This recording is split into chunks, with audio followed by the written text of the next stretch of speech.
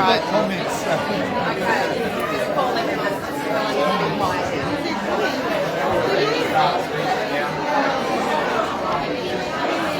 Hello. Hello. We're about to begin the speakers. I'll get everyone's attention, please.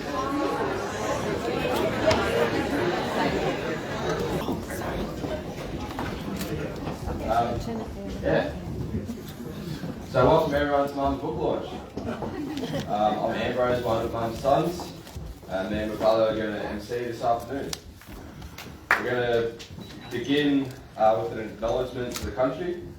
So with the deepest respects to the traditional owners of the land where we stand and the story, the faraway land of the House and Two Cows centres, and on where we live and work, to the Wathaurong and Burrong peoples.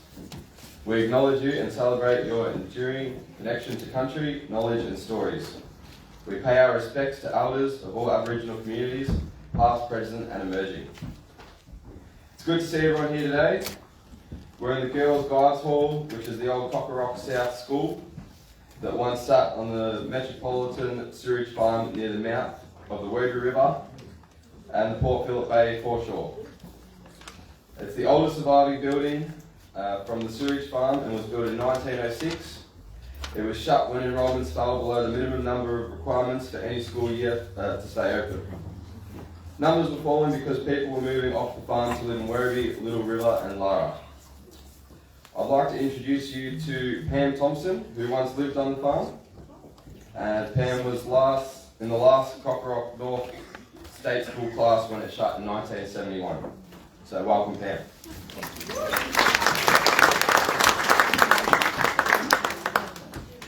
Thank you, Ambrose, and again, welcome to everybody. Thank you, Monica, for asking me to do this. I did try and convince her I wasn't the right person, so please forgive me. I'm not good at this. So, welcome. And I'm Pam Thompson, previously a saddler, and I lived on the farm, currently known as the Western Treatment Plant, from the early 1960s until 1981. And thank you, Monica, for asking me to speak on behalf of the past residents today. I can only speak of my family's history, my personal experiences, so I hope I don't disappoint you all. My father Ray, grandfather Frank and great-grandfather George were all employees, dating from the late 1890s to the 1980s, along with many great-uncles and second cousins. George and his young bride Agnes arrived in Geelong from the south of England in 1891, and only a few years later he found work at Werribee, with Frank being born there in 1897. My experiences of growing up on the farm would be very different to anyone who was a resident 10, 20, 30 years previously, let alone in previous generations. There were no nearby girlfriends for me to play with, no sporting groups to join, but Mum was very good at arranging my socialisation off the farm. So mine was a different experience, but no less relevant to the reason that we're here today. When Mum and Dad first married, they lived in the township for a couple of years before we moved across the main drain behind the head of the road, and I know there's road names and everything, but I was into that, to the old manager's residence, which I remember is a wonderful place for a kid to grow up in. I do remember the main drain being a cause of concern for Mum. Before David and Barry were old enough to ride their bikes to school, we'd walk across the paddock, and in winter you'd be cracking the ice on the livestock troughs as we walked across. But I don't remember that Mum subsequently told me about the time I was returned to her by a waterman. He picked me up on the side of Farm Road after crossing the wooden bridge all by myself, heading back to school when I was aged about 3. Memories of the residents bring us here today, to the original Cockorock South School, and if only these walls could talk. I can feel the presence of my memories, and who knows who may be hovering above us, looking down. I was patrol leader of the Blue Wrens, right in this very corner. I passed my homemaker's badge, being tested on how to wash dishes, and I've got a funny feeling it was you, Daphne, that might have been testing me. Yeah. And celebrated my Queen's Guide Award here a few years later. 14 College Road, just down there, was where Nan Violet lived, where she moved after Frank died and she had to leave the farm. And I wish Monica had had a chance to record her memories. Fortunately, Monica did get to meet Mum, and it was after these interviews, as part of her thesis, that I first met her. Monica was also instrumental in forming the Friends of the Farm group, with the main aim being to try and save what was left of the township, especially the swimming pool, from the planned Melbourne water development. We were not successful, with the change rooms being demolished and the pool apparently filled in. This was a disappointing outcome for all of us, as the pool was the mainstay of our summer socialisation, whether it was during school hours when the temperature rose, after school or on weekends. Friendships were formed, rivalries developed, and hijinks got up to in and around the water. In looking back, I realised what an important part of Melbourne's history every resident was involved in. And there's so many characters in the faraway land, the house with two cows, whose stories aren't part of my narrative, but together we make up the whole. A jigsaw of memories, I suppose, and mine's a very small piece of a much larger puzzle. For me, the faraway land of the house and two cows has made living on the shit farm something to be proud of, which was not always the case. When people ask where I come from, I'm happy to explain where I grew up, and to give further information, we invariably met with a blank stare, or more usually a smirk and some comment, almost certainly that we've heard before about smells. Now, I can't deny there were smells, and you noticed them more after you'd been off the farm, but you soon got used to them when you were there for a while. But now I also have a book to refer them to. I'm only a little aware of how much effort, time, frustration, despair and damned hard work Monica has invested in the faraway land of the house and two cows. And I'm very sure there was a lot more that she'll never let on. I've had enough trouble rewriting these couple of pages, so I've no idea how she managed 392 of them. I'm in awe of her bravery in publishing and releasing it out into the world. I have gratitude that through her curiosity, she's lifted the public face and importance of the farm, and in so doing has preserved a slice of its history. On behalf of the residents, I'd like to thank Monica for being interested enough to record our memories and histories before they fade away completely. Who knows what the next 10, 20 or 50 years may bring for this rather large slice of Bayside property. Hopefully the farm, or rather the Western Treatment Plant, continues to be an important part of Melbourne's environmental management and be a leader in new strategies in regards to climate change. How good would it be to be able to say we were all part of that?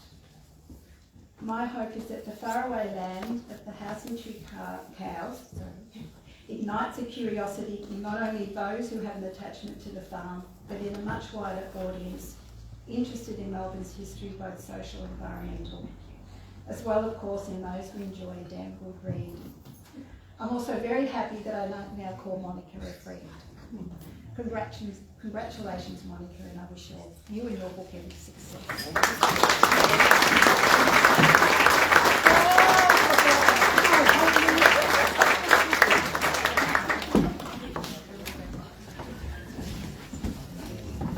Thank you very much, Pam. Now I'm going to introduce you to someone else, Joanne Ryan, who's the Chief Government Whip and Federal Member of Law. Joanne was born and raised in Werribee before being elected to the Federal Parliament in 2013. Joanne was a teacher and a principal at Melbourne's West for 27 years. In the late 1990s, Joanne successfully ran the community's campaign against the Liberal government and Jeff Kennett's plan for a toxic dump in Werribee. Joanne has spent much of her adult life fighting and working for this community.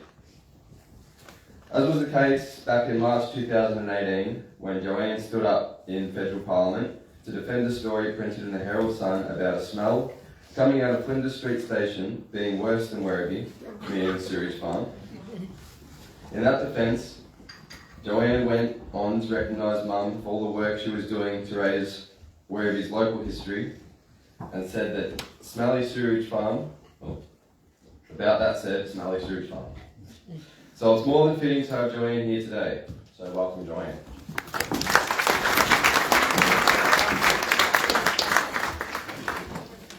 Well, it's a thrill to be here today. It's an absolute thrill to celebrate Monika's incredible work that celebrates the lived life of generations of what we now call locals, but were once upon a time the people of the farm.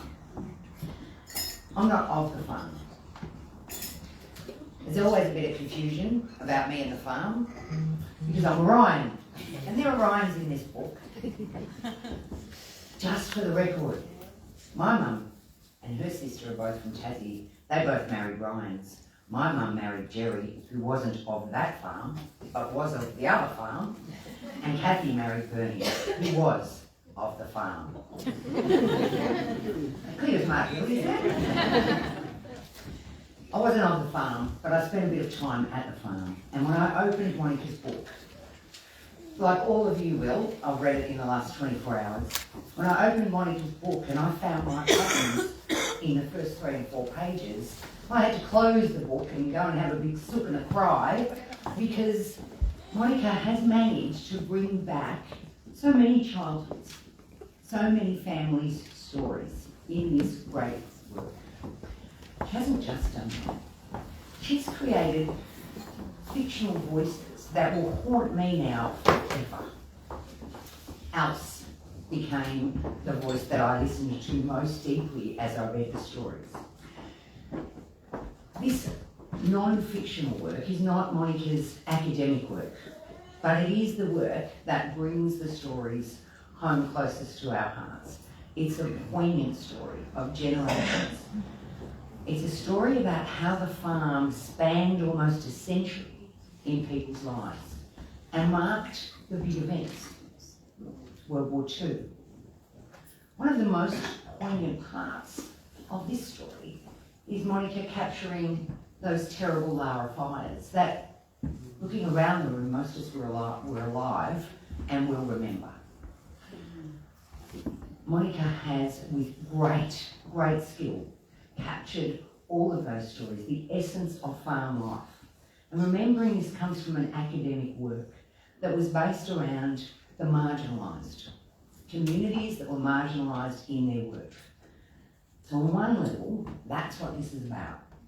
On the other level, it's about the development and the growth of a vibrant, fiercely loyal community that spanned generations.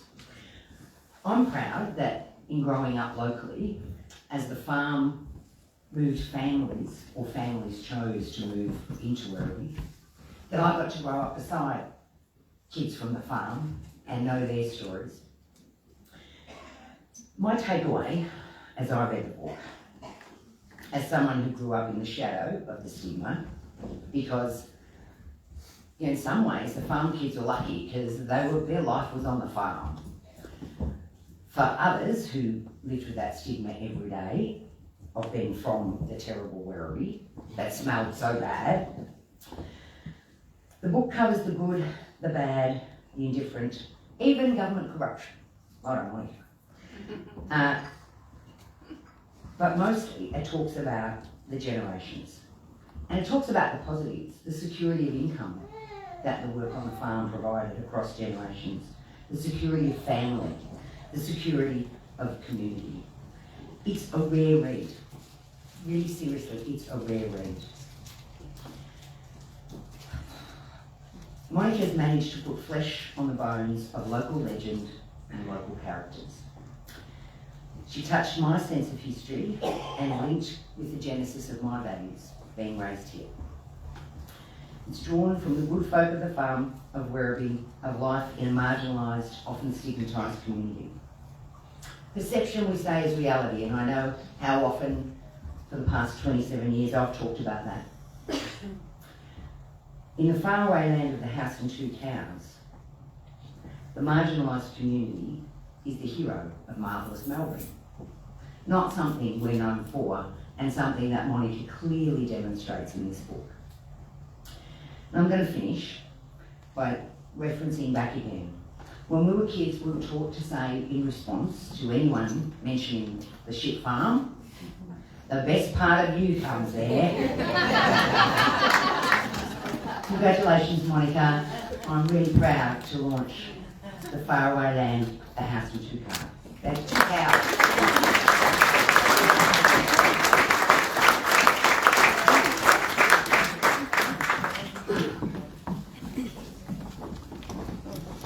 Thank you, Joanne, for launching Mum's book. I'm Ruben, Mum's other son. I'm going to invite Mum up to say a few words before she reads a small scene from the book that took place in this schoolhouse. After that, Mum will be very happy to answer a few questions about the book, if anyone had any.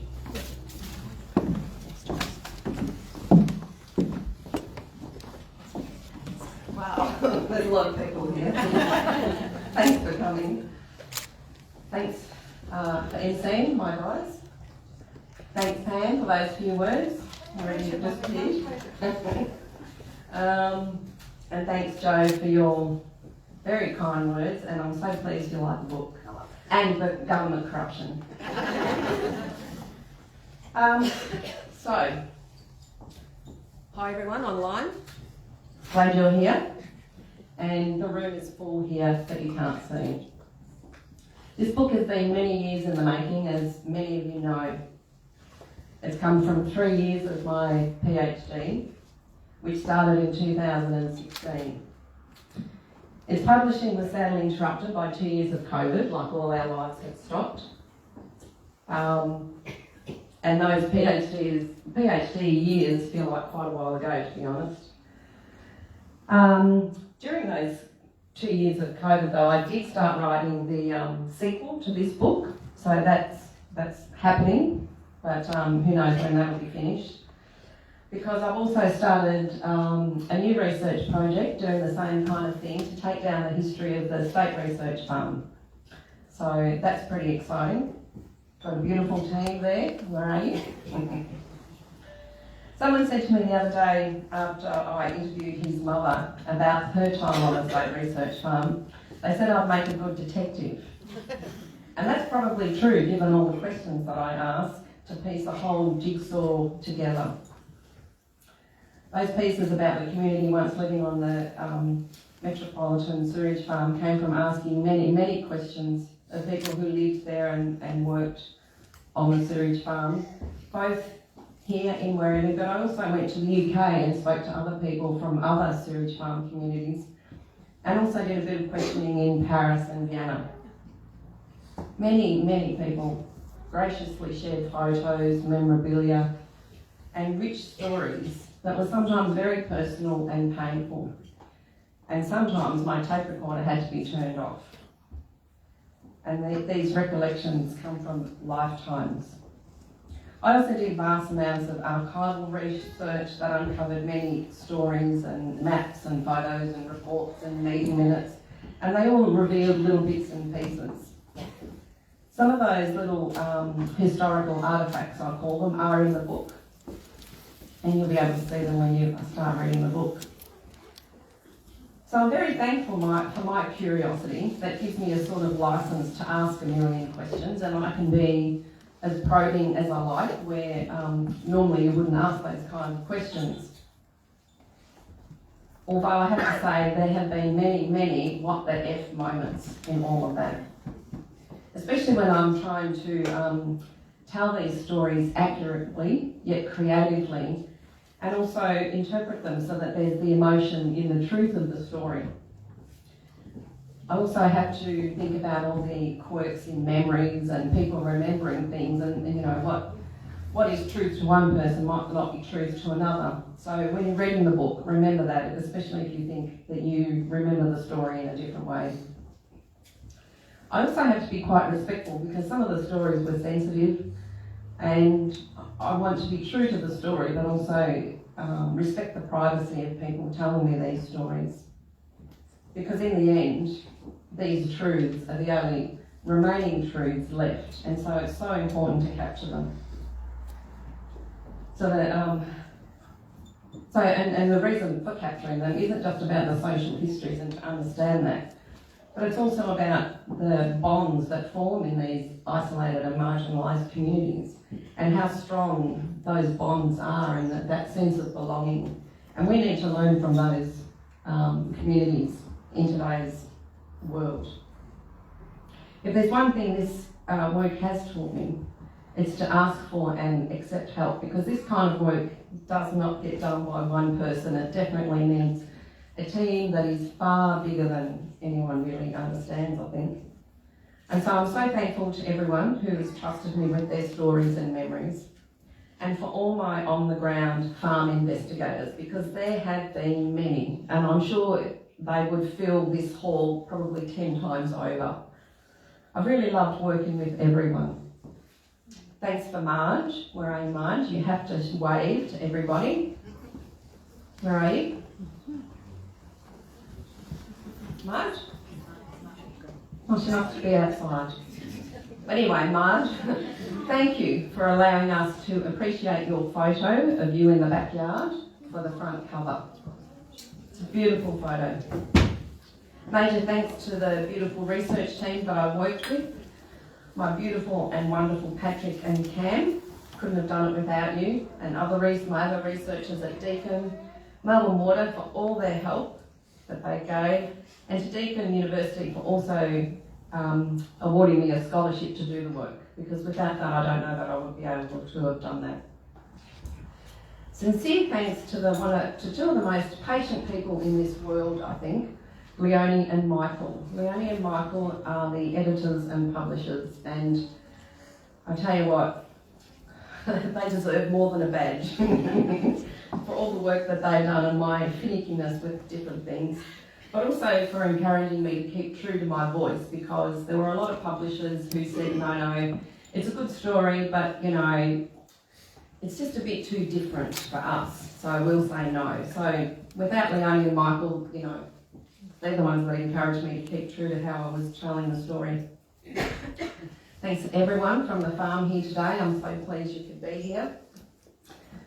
And what else did I want to say? Oh, that's right. Thanks to my family and close friends, of course. I wouldn't be standing here without you. Thanks for the fabulous day and in creating the book. And especially when, you know, doing this PhD and things were so heavy at the time. Couldn't have done it without you, that's for sure. I love you all. Does everyone have a drink in their hand? No? If you haven't, pretend, because I would like to toast the farm people today. Cheers to you all, because without you, Melbourne wouldn't be one of the most livable cities in the world. Cheers.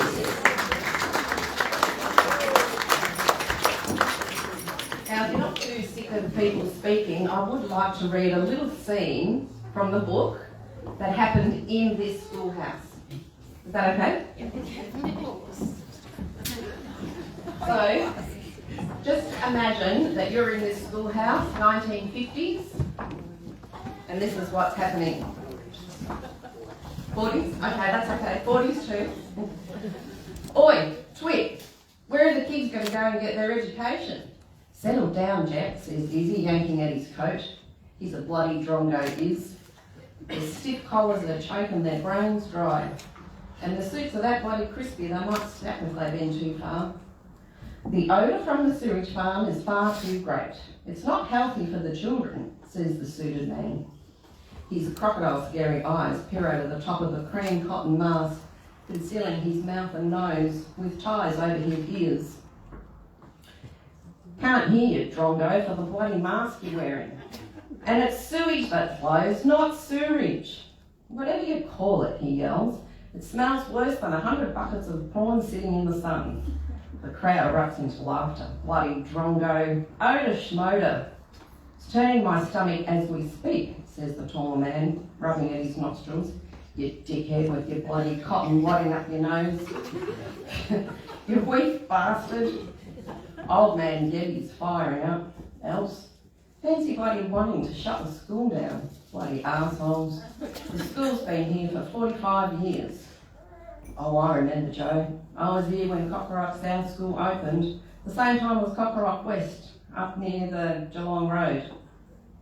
All these good people got their education here. Stupendous people. The Hickeys, Flahertys, Gebbies, Sutherlands, Lawrence, Girows and Locks. Was all a sign of the farm's growth, else. 4 bloody schools on the farm, all overcrowded at times. And now these mongrels want to shut the bloody place down because they reckon it's too smelly. Dickheads. Typical bureaucrats in the education department sitting on their fat ass all day and thinking they understand all things of the world. Sorry, else, got to be careful of my language. They're up their ass arrogant, that's what they are. The intense odours are a major health concern for the department, akin to the diphtheria epidemic here some years ago, says the man through his mask. You should be very concerned for your children's health. Diphtheria epidemic, my foot, calls Jack. The 2 McClellan kids died from someone else visiting the farm who had the disease. They went into someone's home down here and coughed their bastard lungs out all over their home and made the kids sick. The local health authorities shut the school and fumigated it to prevent it from spreading, calls Izzy. Dr Prowse took swabs of everyone who visited the farm and found the carrier. He was out from outside the farm. Old man Gebby throws his fist in the air. We rallied then when those kids died and helped Mr Vincent get the school up and running again, and we're rallying for our kids again now. Go Mr Gebby, I like him, Joe. He knows how to tell them, a bit like my Walter would do. You tell them, Mr Gebby. And in a flash, my good woman Else is shaking her fist over the top of the 2 suits. The smell's no problem for anyone but you. Go and educate those kids you're supposed to be educating, rather than having a go at us working at the shitface. Us working class, calls Jack. Nothing wrong with our kids, calls Izzy. The offensive smells from the board's property have increased over the past week and have been unbearable at Laverton and Point Cook. There's no question that it's causing harm to these children. We wrote to you, the school committee wrote to you, says Izzy. We told you there was no problem with odour, we don't smell it. The crowd's thick, Joe. People are spilling from the schoolhouse onto the grass outside. Some aren't able to get past the hedge, and kids have to push their way through to get to the tennis court out back. They're loving their bloody day off, Else. Good kids they are, they deserve it. The Wolves and Orans from up the 160 road here, Hazel Moore's here next to her parents. They've come from all over the place. Even that bloody bastard wife basher from over the roads here. I'd fucking bash him if I could. Excuse me language again, Else. But he's a fucking scandal, that bloke. And a matter of fact, he's no bloke. I mean, what man bashes a woman? He was yelling at her in the kitchen last week, slammed into her another night. Mongrel bastard, I flew my own punch into him once. Disorientated him for a minute, but didn't stop him shoving her into the cabinet. Despicable man sends my blood cold if I had any. What sort of man that does that to a woman? Tells her he loves her and makes a lifetime commitment before God to protect and cherish her, then bashes her. Bloody right, Else. The Else flutters over the blackboard and spins a string of pirouettes through the girders. I go after her. Ted Sutherland rushes past the tea tree at the school entrance, slowing to navigate the crowd before reaching inside the schoolhouse. I got these reports, he calls, waving 2 pieces of paper above his head. Here, read these. Ted shoved the papers in the chest of the taller of the bureaucrats, the one drowning in Cologne. Tells you how good our health is, us people who aren't concerned for our kids. They reckon it's higher than the surrounding districts. Read it out loud. The man clears his throat. And I'll stop there so you can read it yourself.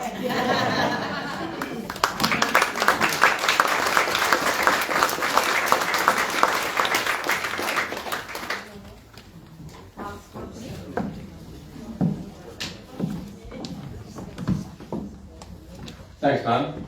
I think we can all just say that we're so proud of you for what you've done. And right on, keeping on. Now I'd like to open the floor. Does anyone have any questions for Mum? No? Good. Well, that's the end. Books are available at the table if anyone wants to collect them. Mum will sign books as well. The book is also available through Dimmicks and Werribee tomorrow and online, and hopefully in some bookshop in Yarraville this week.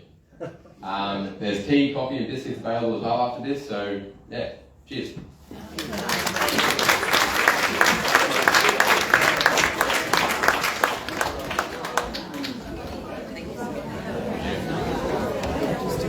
sweep of the room, I think.